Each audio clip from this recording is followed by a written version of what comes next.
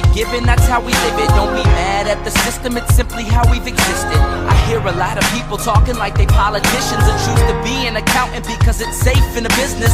Not because they want to do it, just because they heard it pays. And who the fuck wants to be poor knowing that's how we've been raised? Society is getting heavy, I can feel the weight. The pressure of success is like 100 million pounds of shit. How you guys doing today? It's Anthony Gangi. Welcome to another episode of Tier Talk. Today I want to discuss kind of like a part two to what me and Connie did the other day when inmates use passive-aggressive attempts to gain control over staff. There's a lot of things that we covered, me and Connie, but I would like to re-explore that with Russ Hamilton. Yes, we're going to have Russ Hamilton on. And I also like to add a few, especially when inmates try to use the grievance system or utilize their family. So this is going to be great because we're going to have another perspective and also add two more things I also believe inmates use to be passively aggressive in order to gain that level of control from staff. Now, Russ, how's it been, man? How's Keepers of Chaos going? Hey, Keepers of Chaos is going great, Anthony. More and more members every day. Right now, this weekend, I'm on a little mini road trip down to Southern California, enjoying some time with the wife down here. And so going to get back to the grindstone Keepers of Chaos, hopefully Monday, and start proceeding forward from there. Hoping that we can get past this election and start getting some breathing room on COVID and, start moving this profession forward. Now, real quick, do you have any update on the Tough Mudder? The Tough Mudder is a tough nut right now because what's happened is there's been so much COVID that they had gone ahead and they had canceled a bunch of events that had been pending in Northern California. So right now I'm waiting to see what they're going to get back. This is something I really wanted to do, and it's just turning out to be really difficult during the apocalypse. During the apocalypse. Is that what we're in, Russ? Is that what it is? I feel like it's the apocalypse. I've had a very bad apocalypse, Anthony. Yeah. Hey, guys, now, if you guys get a chance, don't forget to check out part one with me and Connie. But we are going to re-explore some of the concerns that we touched on with me and Connie, because I love to hear Russ' perspective, maybe share some stories with us. And then we're going to add a few more just to try to complete the dialogue. But I think it's going to be a great dialogue. I don't think people realize some of these passive-aggressive techniques that these inmates will use because they're not so overt. So I think it's going to be an interesting dialogue with Russ involved. Now, guys, if you haven't, the show Tier Talks for you brave men and women that work in corrections. So please subscribe, interact, engage, comment, hit that bell. Bell's going to notify you every time I post a video. We're going to go to our sponsor. When we come back, let's talk about inmates who are being a little bit passive-aggressive. Stand by. I wanted to attend a university that had an intelligence program. I wanted to look at problems different. I wanted to increase my critical thinking abilities. AMU offered those avenues to expand. Obtaining your degree as an adult, you're actually paying yourself and investing in yourself. You can't put a dollar on it, it's priceless. It's something that can never be taken away from you. American Military University. Learn from the leader. Guys, inmate manipulation is a course that is highly needed. It's the process that's so slow moving and subtle that you don't realize it's happening. When inmates choose to manipulate, they manipulate our need to react. Situational awareness and insight is going to save your career. It's going to save you from doing foolish things. Listen to your gut. So the more insight we have, the more we can recognize what isn't so overt, and we can correct our behavior before we fall into a trap that we can't get out of. If you allow an inmate to pull you out of your prescribed role, you are opening up a door for a host of problems. Inmate manipulation, the psychology behind inmate manipulation. Available now. Link in description. All right, then we're back. So when I talk about passive-aggressive, Russ, I'm talking about how inmates choose these passive-aggressive tactics to steal away our perception of authority. So to kind of mimic a little bit of yesterday's show with Connie, the first thing I mentioned to Connie yesterday, I got to get your thoughts on this. Have you ever had an inmate tell you, now mind you, you're on point, you're doing your job, you're doing what's expected of you, and the inmate comes up and says, "That's okay. I guess I'll just call my lawyer." Oh yeah, that's a typical situation where they feel like they're going to intimidate you. They feel like they're going to take control of what the argument is. They feel like they're going to use that as a bargaining point, a bargaining chip, and then they're going to negotiate their way to where they really want to be, whether that's what you see right in front of you or not. And I think that tends to be the kind of argument that works probably better on new staff or staff that aren't as well trained to understand what they're doing, staff that don't well understand their own part, their own role in being a correctional officer. So, a lot of inmates, though, it works for them because they have people that bite into that and just think that, I better do something for this inmate because I'm going to get in trouble. The only time that you really get in trouble is when you go against policy or you don't know what policy is, to the point that you do something foolish and you let that inmate get over on you. Then you become a target. Right. And the funny thing is that if you're doing your job and you are following by policy and procedure, then you will be represented probably by the Attorney General. So I think we both have lawyers. I mean, I don't know how that is for your state, Russ, but if an inmate decides to sue, let's say you were working at San Quentin, but you did what was expected of you. You did not violate policy and procedure. Just the inmate's able to get this lawsuit going. Who's going to represent you? It should be the Attorney General, correct? Yeah, that's where it tends to head toward. But there's a lot of layers in between that. You don't just end up right there. In the institutions that I worked at with California Department of Corrections and some other institutions that I was at, it just seems like you're never really, truly, probably going to end up there. What the inmates do, it's all bluff and bluster, or at least 99% of it is, because number one, chances are that they don't have an actual attorney on retainer. Sometimes if it really is a case where you really have violated policy, they might, and I mean might, get someone to represent them, pro bono. But chances are even then it's not going to be worth their time. So it just kind of depends. So the best thing you can do is back up and understand that this inmate is bluffing. And second of all, it's time to get your game face on. It's time to start, putting him in a position where he's going to feel that he's no longer in control and where he fully sees that you are indeed the one with the authority. Right. And on adverse to that too, like for the inmates that are litigious, because there are a few, but I agree with you for the most part, Russ. There are going to be a lot of inmates that are just going to play that game because they want that level of control. But there are going to be some inmates who do have a lawyer's ear. And with that said, as long as you're doing the right thing, do not let the inmate use that statement effort to deter you from doing what needs to be done. So, and they're going to do that. You got to realize something. These inmates have no control. You are the one in control. So sometimes even it could be just a mind game.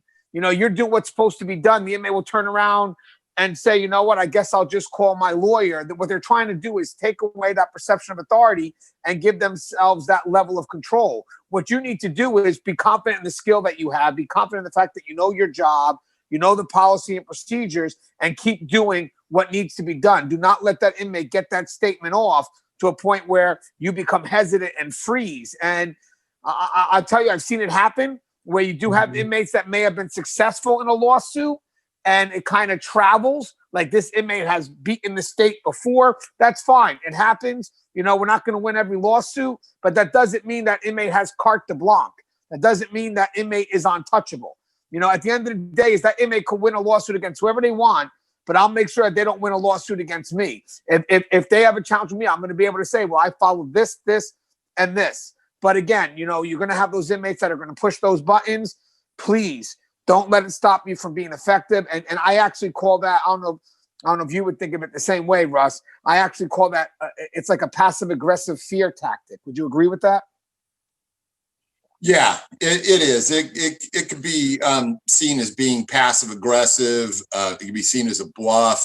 It could be seen as, bluster. And there's a lot of different facets to that whole thing. That's just one of them. That's the one where they're they're really trying to gain the authority in a situation. So there's a lot of different ways inmates will come at you to try and win an argument. This tends to be on the extreme end, where they're really pushing an issue rather than just trying to, sneak something by you. But it's a pretty common one. Now, Russ, I'm sure you've heard this too. Again, just going to kind of replay some of the ones we discussed yesterday with Connie, and then I'm going to talk and bring us into the new ones. But I'm sure when you're an officer, or maybe even as a supervisor, you could have seen it, where an inmate will just be like, okay, I'll just tell your supervisor.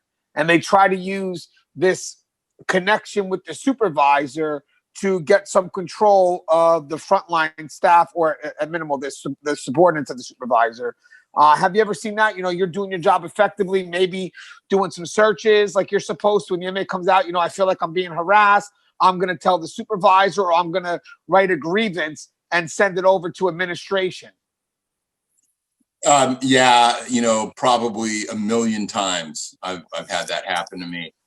Usually the thing that sorts it right out, you just stop that crap right now.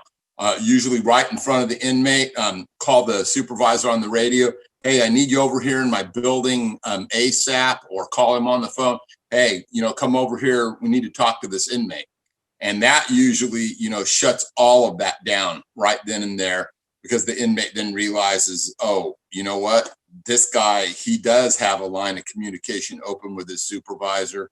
The other thing, with the grievance and stuff, where they feel that, they're going to pencil whip you, you just got to be a better writer than they are, and you approach it from that standpoint, and they'll say, well, I'm going to grieve you. I said, well, get busy, because I'm going to pencil whip you all the way back.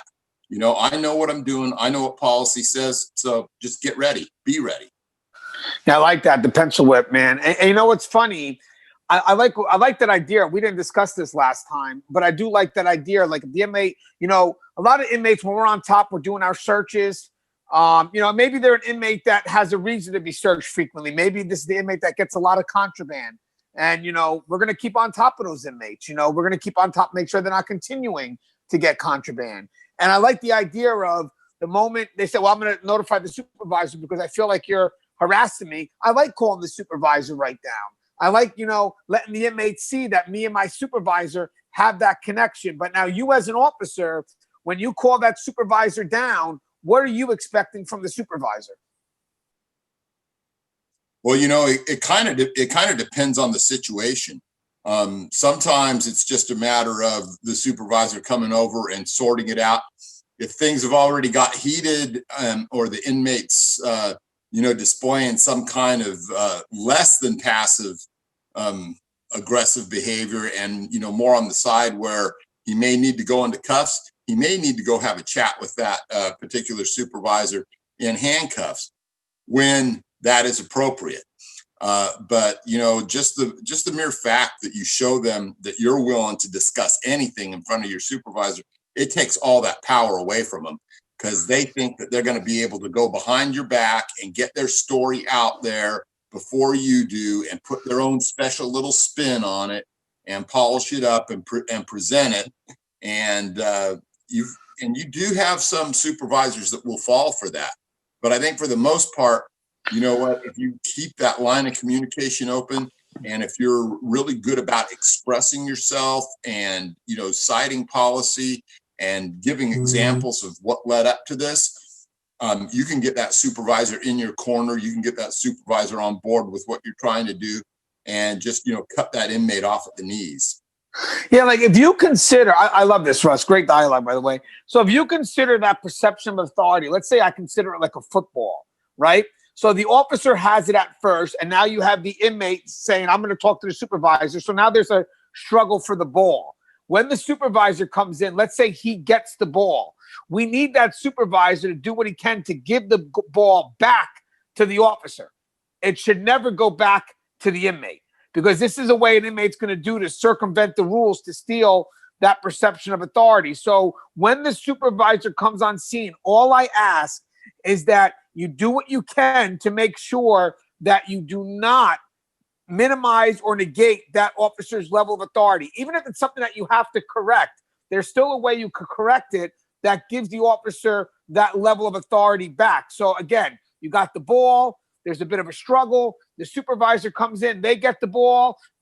Picture yourself as a supervisor. I'm not giving that ball back to the inmate. No way. We're not on the same team. I'm going to give the ball somehow back to my officer and give them back that level of control. And again, that's just a game inmates play. Like Russ said, it's just about the perception of authority. It's just about them, trying to get some level of control. Now, as a supervisor, one of the things that I would do if an officer, had asked me to intervene in that manner is I would ask them directly in front of the inmate. I says, does this rise to my level? Does it really need me?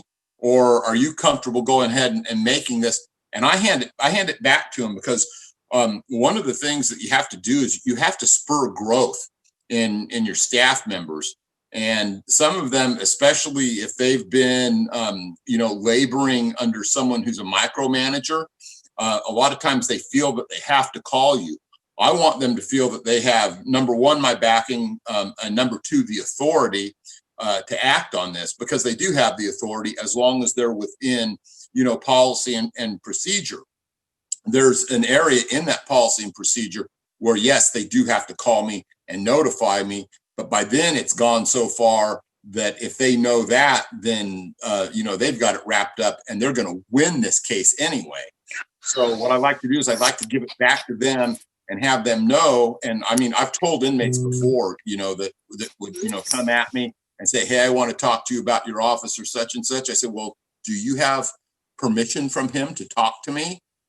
And I put it right back on him every time. I put the onus back on the inmate so that they realize that they are not going to be able to carry out any manipulation, any back behind the scenes story spinning or any of that. Because I want that officer to ultimately be able to step up and handle the situation and to be accountable for how he does handle that situation. Yeah. And you know what? Also, just before we move on to the next part of this, is that if you as a supervisor allow the inmate to manipulate that level of control, they're going to constantly go to you and they're not going to even listen to that officer. So anytime they have a concern, I'll just go to Mr. Gangi, or I'll just go to whatever. And that's at any level, by the way. It's not just the sergeant, the lieutenant. It could be at any level. But, if you start going in there, allowing the inmate to come directly to you and don't have any ability to control that and bring it back to where it needs to be, then anytime the inmate has a concern, I don't need to talk to the officer. Because Mr. Gangi or whoever's going to come in, and I fostered that connection. So, I mean, obviously, Russ, that perceived relationship between the supervisor and the inmate really should be.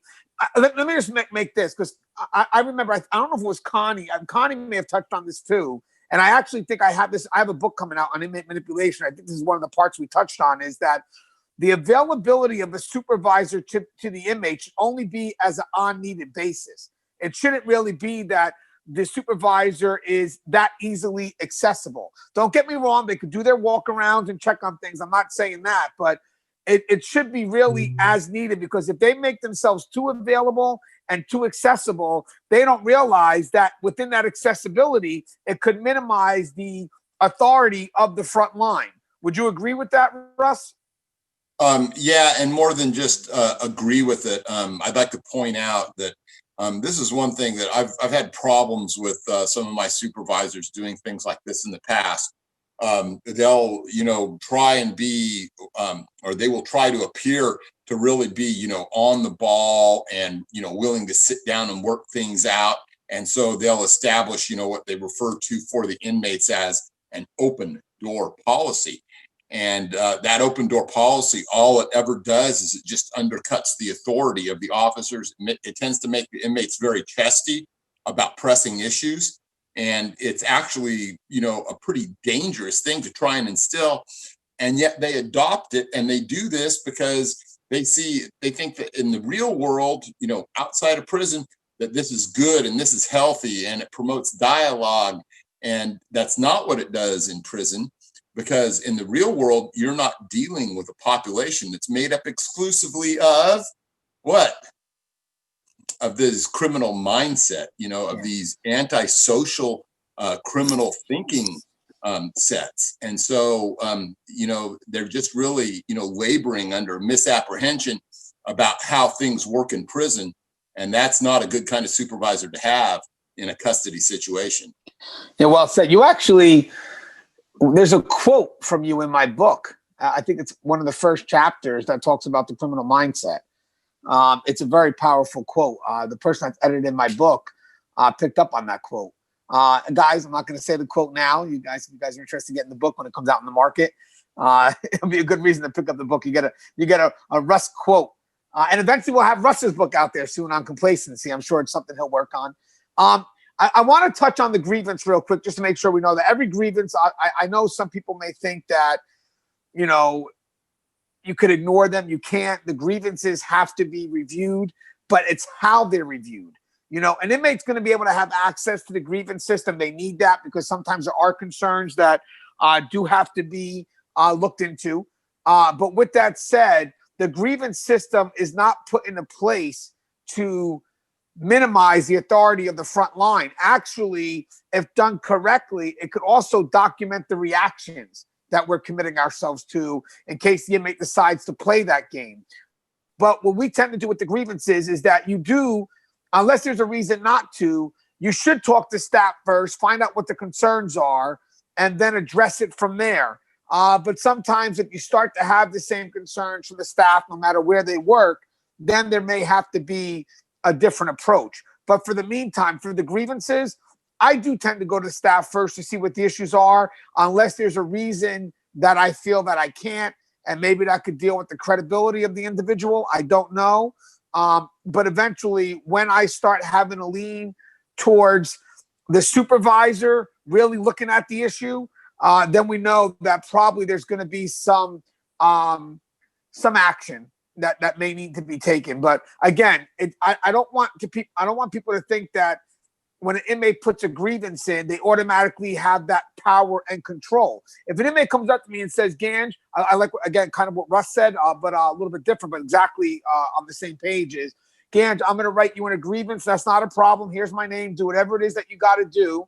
And at the end, when it's properly investigated, they'll see why I took the action. Because a lot of inmates are going to say, for example, the harassment, I get pat downed all the time, or, I got strip searched the other day for no reason, or my cell's being searched. Welcome to jail.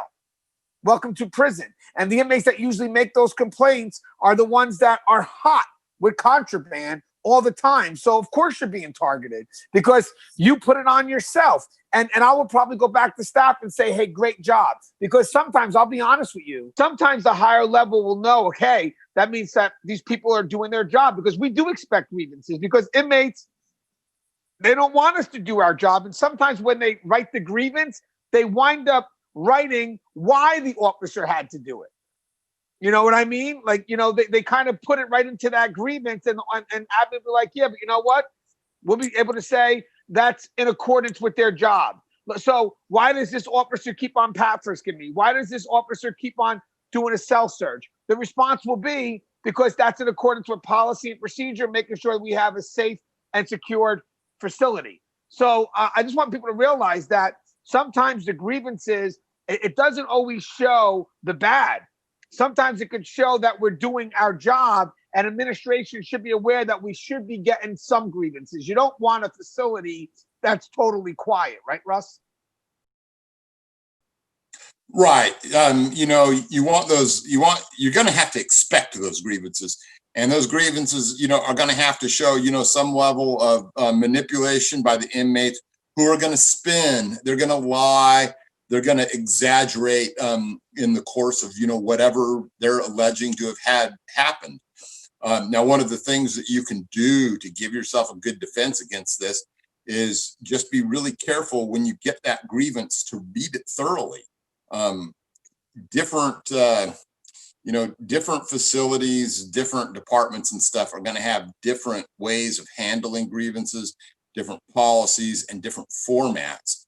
But one of the things that I've tended to find is true is that the inmate has a place to write what happened, and then he has a place to ask for, how he wants it corrected.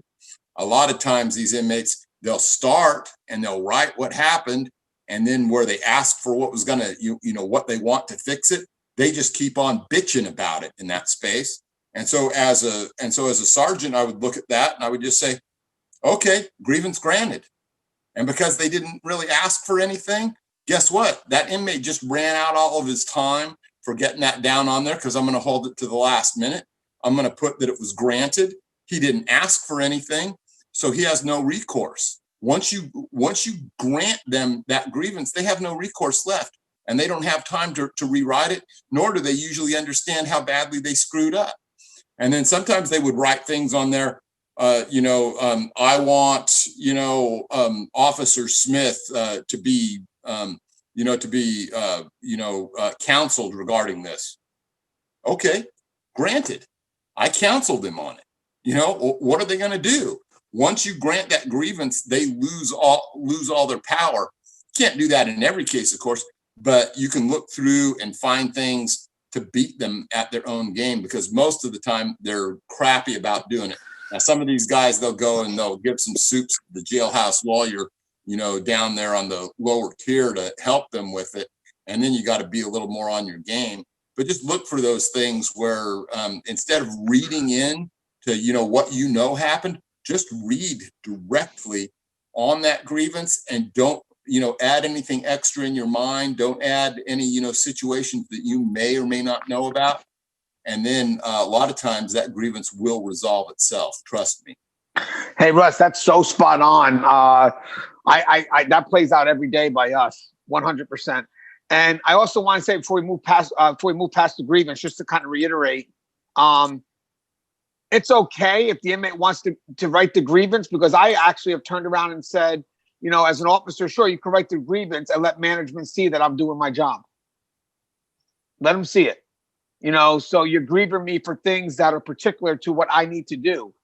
So go ahead. And sometimes it's funny when the inmate writes the grievance, they'll write it down, and it shows that literally the officer is doing their job. They're not in any violation. So, again, another fear tactic. And I would also say that's passive aggressive, no different than I'm going to tell your supervisor, or I'm going to go ahead and tell the, my lawyer. And you guys got to realize something. So any chance that there's an inmate, any chance for an inmate's ability to have a recourse. So basically, any chance for an inmate to have a direction that they can take to look for a solution for their concern will also be utilized as a passive-aggressive attempt to gain perception or control. No different than I'm going to call the ombudsman, or whatever the case may be. So realize that the stuff that are in play to make sure that we are fair in our treatment with the population can also be manipulated by the inmate population for personal gain. Hey, Russ, Connie mentioned something yesterday that I found to be both passive-aggressive and aggressive. And it's an inmate's stature, their size. Have you ever seen an inmate, let's do both things just to have a comparison. Is there, obviously the aggressive size is, an inmate just coming up and maybe trying to be aggressive with you. But have you ever seen any passive-aggressive attempts from bigger inmates who know that their size could maybe intimidate staff?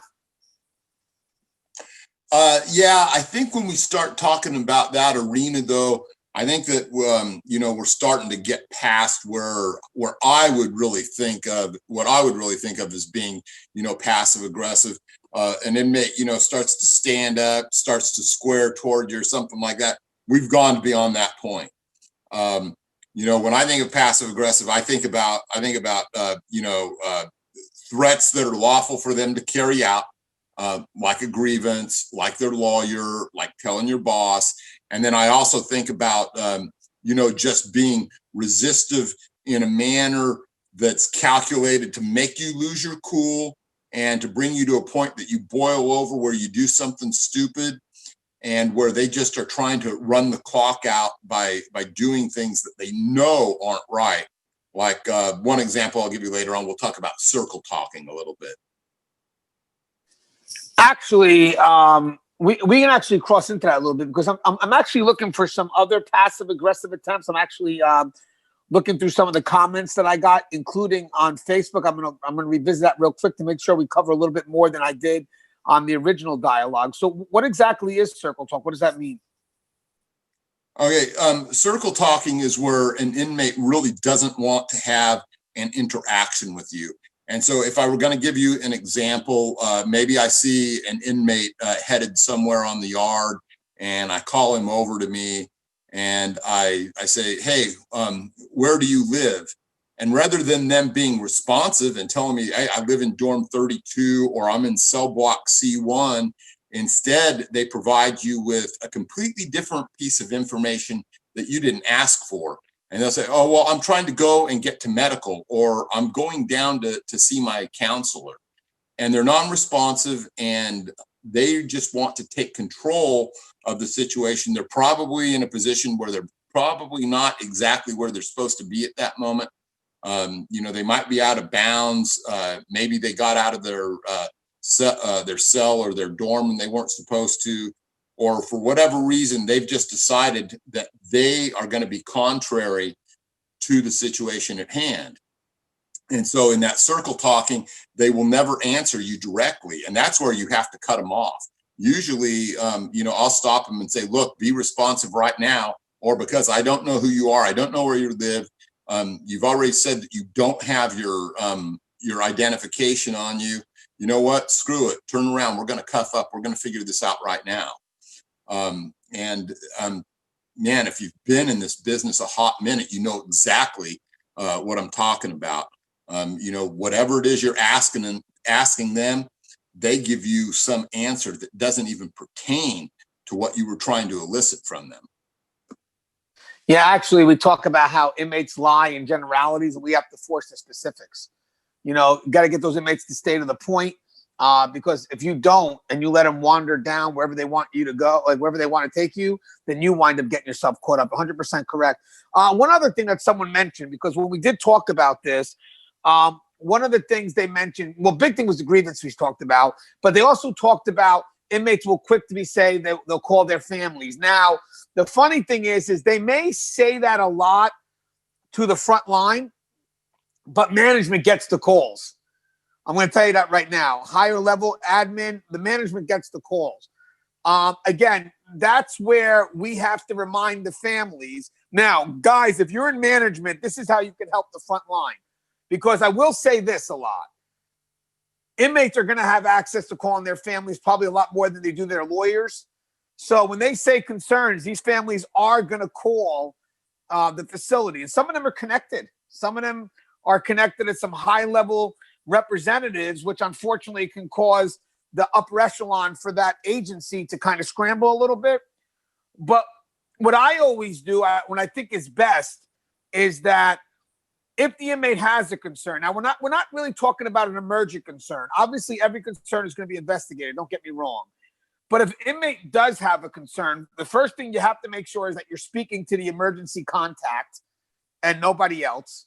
It doesn't mean I'm not going to check into the concern if it's a non-emergency contact, but I may not give the information back to a non-emergency contact as I would an emergency contact who's, they're on that list for a reason. But the second thing is I always remind the families that they should tell their loved ones, the ones that are locked up, to follow the procedure in the prison. It's not about them calling you, but, take use of the chain of command, take use of the JPay, the kiosk, whatever it is. But this jumping up, it doesn't work. And what happens here is the inmates wind up using their family members no different than, anybody else they've used before. You know it. And I want to say one thing, though, too, just to make sure we get it out there, is that sometimes you'll have family members that will say, such and such Officer Hamilton, has been a constant concern for my son, blah, blah, blah. And this is happening all the time. Okay, ma'am, let me go check the JPays. Let me go check the grievances. I seen that your son has never written any before. Like, I don't see any complaints. Well, I don't know why. I know why, ma'am, is because you're taking the phone call instead of telling him to go ahead and document it so it could be properly looked into. So I'm going to give you advice. You can tell him, but don't get me wrong. I'm still going to check on the concern. I'm still going to check it because you called me, and I'm going to, make sure there isn't a concern. But next time I would tell you to encourage your loved one to take advantage of the chain of command, because who also gets hit sometime? Those ombudsmen. The ombudsmen will get hit, and they'll wind up telling the inmate, yeah, you can't just jump up like that. Like, we really shouldn't get involved until there's been an exhausted effort from the facility. And again, it doesn't reach what it is, then we'll look into it. But you want to jump right to the ombudsman, or you want to jump right to the family, or even lawyers too. You want to jump to the lawyers without giving the facility a proper chance to look into it. So for the front line, or for the people that are concerned about that jump, don't be. Because what we need to do as management is to bring that inmate back to that first step and have them go from there. Again, non-emergent situations. But what's your thoughts on that, Russ, about what you would expect from management if family is calling? Well, yeah, that's exactly what I want management to do. I want them to refer back to whatever the policy is, right? And for the most part, admins tend to be on that page, on that book and stuff. But sometimes you get some, especially, I call them the hand ringers. They're always wringing their hands about what might happen, what could happen. And usually what they think might happen or could happen is not anywhere near what reality is. So what we want to do is we want to focus on, forcing the inmate to follow that chain of procedure, and then to let the families know that, hey, this is what he has open to him. And one of the great things about policy and procedure is, before it can ever get to that lawyer, he has to have exhausted all of those remedies. He has to have jumped through all of those hoops. And you know what? I've seen so many times where, they've been quick to pull the trigger and, tried to get something past the court. And the court gets, told by the department, hey, you know what? We didn't even know about this. He didn't exhaust any of these remedies. He didn't file any grievances, none of this. And then the court just remands it back. You know what? You have to exhaust all of these before you can file with the court again. And if there's one thing that inmates hate, it's being told no. And second, it's to have to follow things that take time. Because, really, what is a criminal? A criminal is someone who has to have instantaneous gratification. You're 100% correct. They're impulsive. And at that point they're doing whatever they can to jump through the hoops. But I love the fact that we just mentioned something. I want frontline to hear, and I want management to hear it again. It's an exhausted attempt. You have to prove that the agency failed by, giving the agency a chance to rectify it. So when you jump the chain, you can't, but this is the first time we know about it. So a lot of the times is when the family makes these concerns, if it hasn't been documented anywhere else, you can't hold the agency responsible at that point for failure to act when it hasn't been documented. And again, for the families, you want your loved one to document it. Because listen, I'm not saying that, I wish I could say we're a perfect system, but we're not. So if you're a family member and you're watching this, trust me, the better course of action is to try to get that inmate, your loved one, to put it through the grievance system so it's documented, and it will showcase the actions of the facility, which will again put the facility where they need to be, hopefully to represent themselves, or unfortunately, if they're not committed to a course of action, that will also hold up in court. And that is what the family members can lean on. But every time you pick up that phone, or every time the lawyer makes a phone call, every time, let's say even the ombudsman jumps before the attempt's been exhausted, management has easy to say, well, you know what? I'm sorry, we didn't know about it. Next time, utilize this, And with that said, too, guys, you don't want the inmate to see the family member, the lawyer, the ombudsman as that definitive route. You want to encourage them to follow the route that's laid before them. And that route doesn't just protect the inmate, because it really does. It does protect the inmate, because there are multiple routes, and those multiple routes can go to different departments. But it also protects the front line and encourages that authority level. You know what I mean? By them utilizing that. Because again, this is the steps you have to take. You can't just go from 1 to 5. So even if you're on, let's say, like you're doing the grievance system, they could always write directly to admin.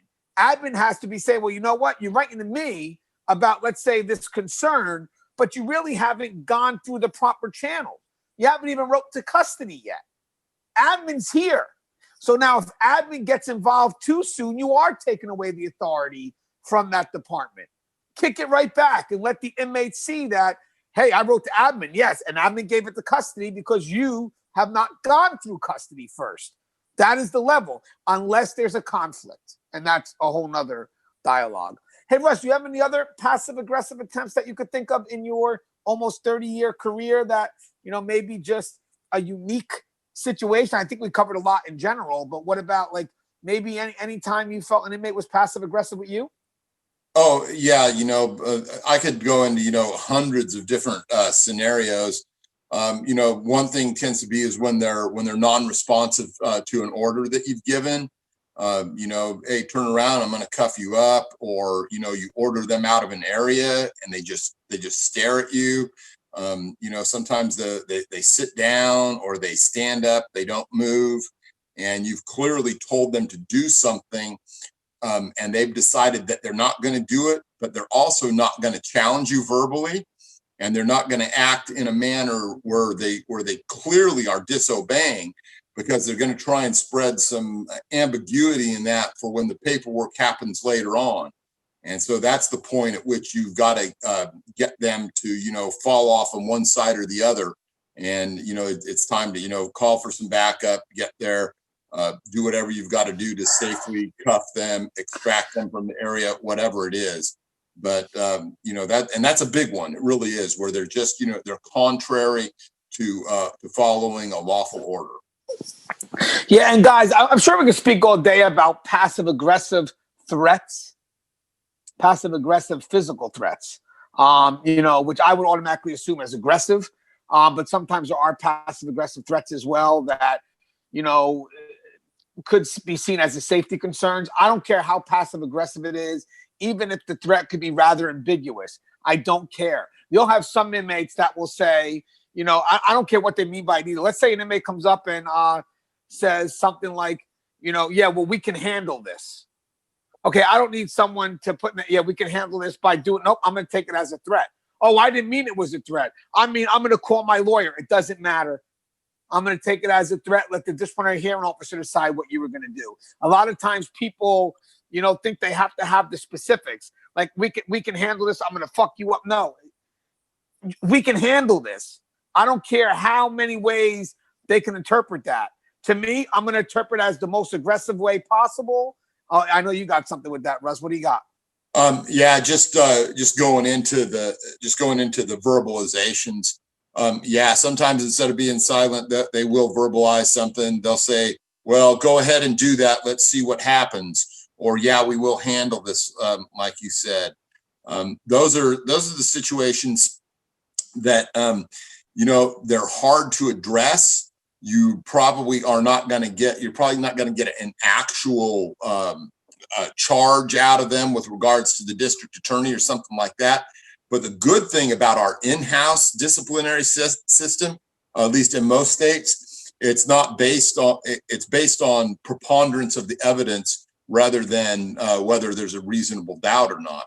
So we can show within the totality that, hey, you know what? He took a stance, he clenched his fists, and then, he intoned, very aggressively, said, well, we'll handle this, or try it and see what happens, in a manner that was emphatic enough to make me fear for my personal safety, which is why I placed him in handcuffs. So when we get that preponderance of evidence is a different standard, right? And that different standard is really just, 51%. It's a little bit more likely than it is unlikely. And that tends to be the standard that a lot of departments use for their disciplinary rationale, if you will. So I was a disciplinary officer for many years. And so I did, everything from investigations to passing out all the paperwork to Mirandizing folks and all of that stuff. So really, it's a tool that we can use because our standard is so much lower. We can get them on the totality rather than, having to build an airtight case, so to speak. Yeah, I think that's really great advice. Again, worth reiterating. But the context, it's not just about the words. You're right. It's about what their approach was when they said it. So, what's funny is if I said, we can handle this, and I add, and when the inmate said it, because I'm being truthful, I'm not lying, the inmate was within my space.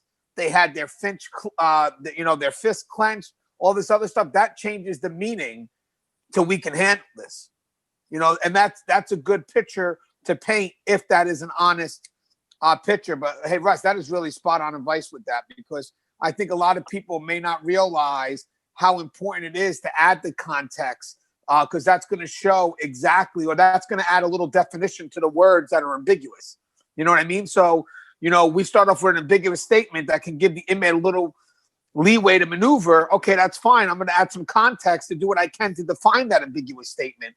So when it gets interpreted by the DHO, at least I have, a say of why I feel it's swayed this way instead of leaving it up in the air. So, use that context to alleviate some of the ambiguity. I think that's really great advice. And maybe that's actually maybe worth a whole discussion itself if you ever want to do a video on that, where I think at some point, yeah, we can definitely tackle the disciplinary issues and stuff.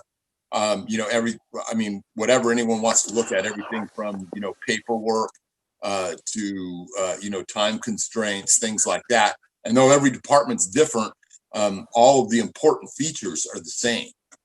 Right. And yeah, I agree. But I also think that what you just said right now is worth its own quick little, maybe 5 or 10 minute video, of how maybe you could break that down, how that context matters, especially for a threat that could be ambiguous.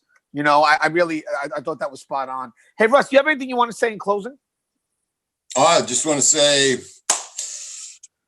love all you guys out there. Glad to have been a part of another great discussion here with Anthony. And, I just hope that everyone is going to go take some of this back, share it with someone else. And, hopefully this is going to help someone somewhere along the way, make their job a little bit easier, make their job a little bit safer. And I just want everyone out there to stay frosty, be safe, stay aware. All right, guys. So this was part 2 of a great discussion on passive aggressive attempts. Again, we had a great discussion with Connie, a little more detailed now with Russ. And I'm curious to see if you could give us any specific stories of any passive aggressive attempts, and maybe some stories that kind of relate to what we just said. I actually had some good comments today that was able to share what we shared the other day, and said how that video could pertain to what just happened to them. So again, just a great dialogue. Now, as always, guys, the show is Tier Talk. If you haven't, please subscribe, interact, engage, comment, hit that bell. Bell's going to notify you every time I post a video. Guys, if you are on Facebook, check out Keepers of Chaos. It is a great group, just pushing its way through. I think you got to be pushing your way close to 5,000 now. I know you're at one point you were at 4,000. Yeah, I hope we're gonna get to 5,000 in hopefully in another month or 2. Yeah, so we're pushing our way through. A lot of good advice, very active community, great moderators. A shout out to we got Boggs, Jim Hall, the whole your whole crew of great moderators, right? Them are my boys, man. Those guys have been so good and so loyal to me. And you know what? It's just because they have a love for the service, they have a love for the game, man. So, hats off to those guys. They're always doing a great job on there. Yeah, what's funny is I wish all 4 of us could have walked the tier together just once. Just once. I would love to see you in action. How many years do you think that investigation would have lasted? Oh my God. That would be, I just would love to see that. All right, guys, as always, guys, please stay safe.